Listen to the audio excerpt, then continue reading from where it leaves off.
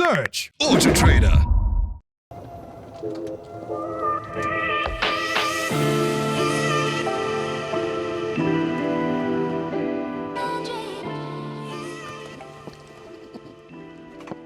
Life can get really busy at times. Maximizing the downtime that you do get is critically important. You really want to make sure that you can recharge the batteries, invigorate the mind and soul in that limited time that you have off.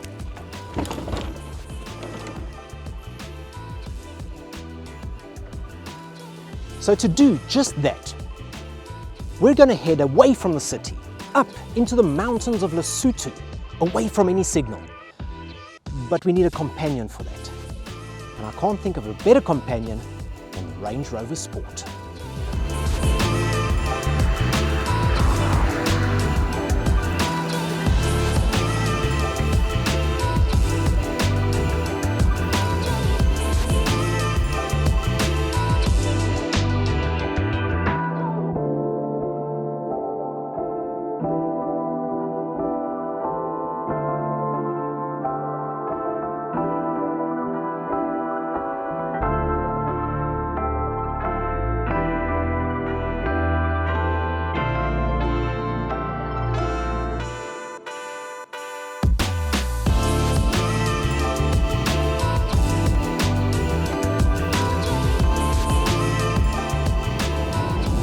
Too often we get so fixated with our destination that we just want to hit the road and make good time. Now, that's not necessarily the case. Sometimes we need to turn the actual journey into part of the adventure. I'll tell you what, this Range Rover Sport makes it so easy to do that. I'm reveling in these seats. These seats are glorious. I mean, my elbow here is on this armrest. And the ergonomics, you spend a little time getting the seat right, a nice, healthy driving position, and you're not going to fatigue. Long open roads, as we're getting here this morning on this N3, cruise control is set, it's got the lane keep assist, which is taking a lot of the fatigue out of things. I've got the climate control set at a lovely 22 degrees. Now it is only a few degrees out there, so I am reveling in the seat heating and the steering wheel heater. That's keeping the hands nice and toasty, but it's the comfort of the seats that's really doing it for me. I really like that.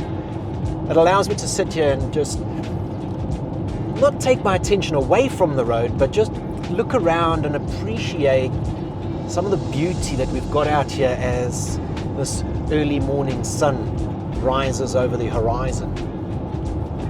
And I'm now 3 hours into the journey, and I don't want to say that fatigue is setting in, but you've been sitting for a while. We've had one little leg stretch and that's about it. And now I'm reveling in the massage function, and 5 different intensities. There's a wave, there's a pulse, there's a lower back, and this has just added a whole new element. First it was the heating, which kept me nice and toasty despite the fact that it is still cold outside. I've switched that off and now I've gone to the massage. And it's these little creature comforts that you get in something like the Range Rover Sport that just make a world of difference, especially on a long trip. I've been in more affordable vehicles and done long trips that have and haven't had massaging functions, and I've always appreciated that massage function.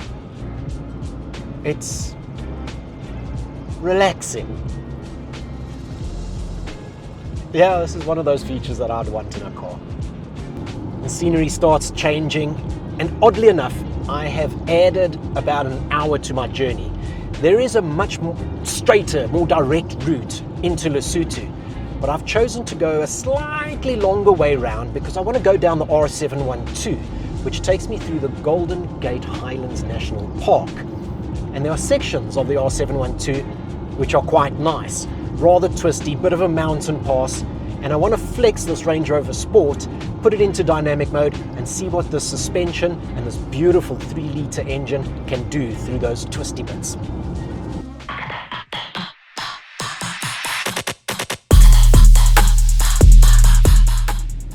So just off of the R712 is a little ribbon of tarmac called the Blesbok Loop, and it's one of my favorite places in the country.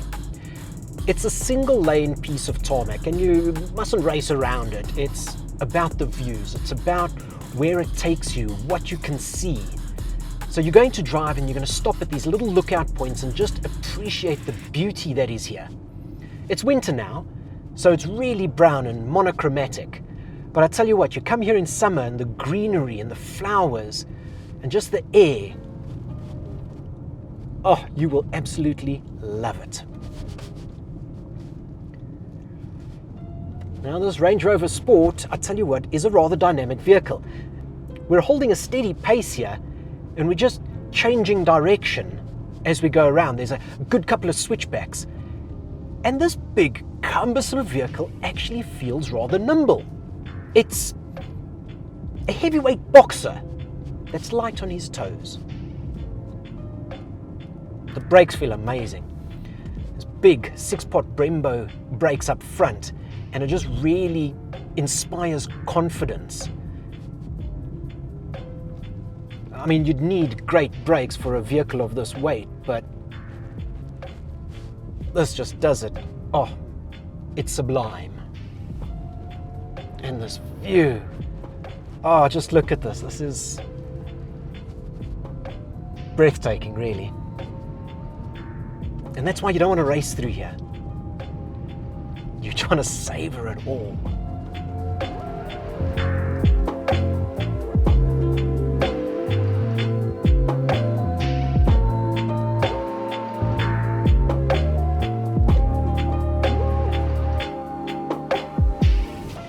And now we're through the border post and into Lesotho, the kingdom in the sky. Wonderful. Painless exercise that. Have your passport stamped on the South African side, drive a few hundred meters, go and have your passport stamped on the Lesotho side, and just keep your car papers on hand. They may ask for those. If you have financing on your vehicle, you're going to need a letter from the bank. Don't forget about that.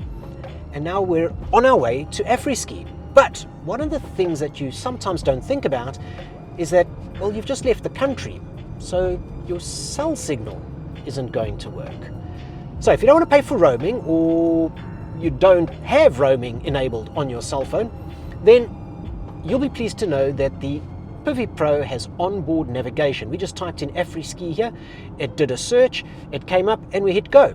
And that's brilliant. I don't have to rely on the wireless Android Auto or the wireless Apple CarPlay for my navigation now, which we've become so accustomed to. I think it's still rather grand to have an onboard navigation system. It's rather convenient. And of course, that one ties in beautifully with the digital driver display, which you can configure to a variety of different views, including a full map so that you never get lost. But because we're using the onboard navigation now, I now get my turn-by-turn directions both in the heads-up and here on the dashboard. And I don't need to worry about cellular data. Lovely. All right, here we go. We've got a beautiful mountain pass between here and the resort, and I'm looking forward to that. Remember how I said the Range Rover Sport is actually pretty easy to position on the road? Well, that's coming into its own now. The roads between the Caledonspoort border post and Afriski are pretty pockmarked and filled with potholes. There's undulations and uneven pieces of tarmac. Every now and then I'm having to call on those big Brembo brakes, and then I'm also needing to duck and dive and swerve a few of the potholes. It's doing it rather well. And for the ones that I miss, it's actually being very compliant. Now, if you are wanting to come up to the kingdom in the sky and go skiing, it is advisable to bring a four-wheel drive vehicle. Every now and then they will have a bit of a freak snowfall and the pass will close off until such time as they can clear it. In which case, if you're in a two-wheel drive vehicle, you are going to be stuck there until it is cleared. So, a four-wheel drive vehicle definitely has its benefits when you want to get a little adventurous.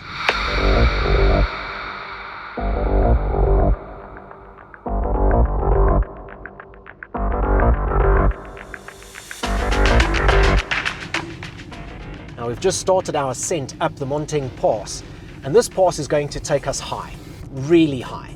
When they say that Lesotho is the kingdom in the sky, they're not lying. Monteng Pass is going to be about 3,300 meters above sea level. That's almost twice the height above sea level of Johannesburg. Now, when you go higher up, the air gets thinner, there's less oxygen in it. And much like our own lungs, cars need oxygen in order to be able to perform. Their engines need air. If you drive a naturally aspirated vehicle, a vehicle without a turbocharger or supercharger, then you'll start feeling the pinch as you start climbing up here. And it's not because of the hill, it's because of the thin air. It struggles to get that air in, so it labors. Even your breathing becomes a little more difficult up here. But that's where a turbocharger comes in. It pumps extra air into the engine. That's what helps it produce power. And the Range Rover Sport is no different. Up front, under the bonnet, a 3-litre straight 6 turbo diesel. So it's on diesel fuel and it's got a turbocharger, and that's pumping air in. 258 kilowatts and 700 Newton meters of torque. And that means the Range Rover Sport doesn't struggle no matter what the altitude is. It's climbing these hills just as easy as what it was tootling around the parking lot just now. I tell you what, that was an absolutely epic drive. How were those mountain passes and the views? Absolutely beautiful. But we're finally here at Afriski Mountain Resort, where there's a host of activities. While the Range Rover Sport has behaved itself, it's time for me to go and misbehave out on the snow.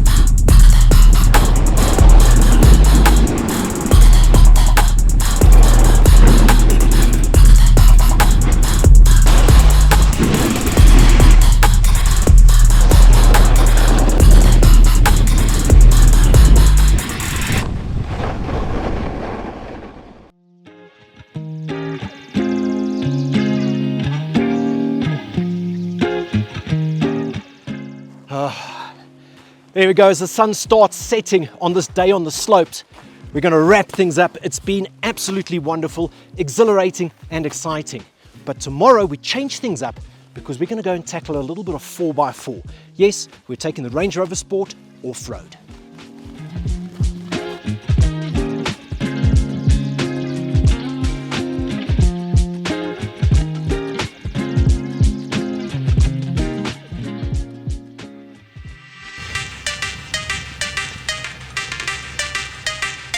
Now this day is going to be about flexing a bit of the Range Rover's off-road capabilities. It is an all-wheel drive vehicle and it has all-terrain response pro. And that is simply accessed by clicking on the mode button and activating auto terrain response. Now it's got a couple of preset modes that you can choose, and if we go here, grass, gravel, snow, mud, ruts, sand, rock crawl, wade. But you can put it in the auto mode and let the vehicle figure out for itself what it wants to do. It's actually just asked me if I want low range. It realizes that we're crawling and that there's a rather steep gradient here. And I think we're quite okay. I'm going to leave it in the auto mode, but what I am going to do is I am going to go to my ride height. And of course I have got the adaptive air suspension here. So I'm going to set it into the off-road. Now, we're not going to do some hardcore challenges in this because we are unfortunately on the road biased 23-inch wheels and tires. You'd want to go for the smaller wheel and tire combination if you're going to be going off-road and tackling some really gnarly stuff. What I am going to do is I'm going to activate the camera, and in this four-wheel drive mode it's actually showing me the right side, the left side and a camera in front so that I can make sure that I'm not going to run over any rocks And when I'm turning, I'm not going to catch my wheels on any rocks on the side either. And I think that's rather tidy. Then it's going to show me how the suspension is articulating. Like there's a little rock out there. I'm just going to move over slightly to the left and I clear that one nicely. The camera tells me it. So as sizable as this vehicle is, you can still position it nicely and use the tech to your advantage.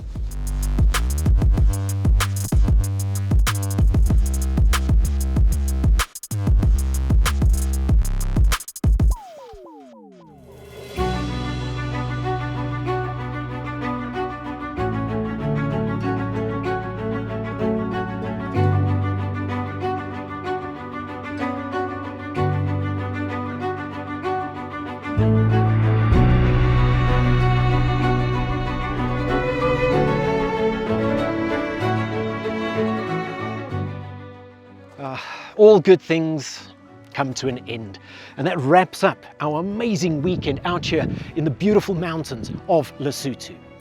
The Range Rover Sport has been the consummate gentleman every step of the way, from the long travels to the snow to the off-road. It has been brilliant. I now need to climb into it and hit the road back home for several hours, and I'm actually looking forward to it. It's a great way to decompress after this weekend. Thank you very much for watching this video. If you've enjoyed it, please do leave a comment below and don't forget to subscribe. We'll see you next time. Cheers.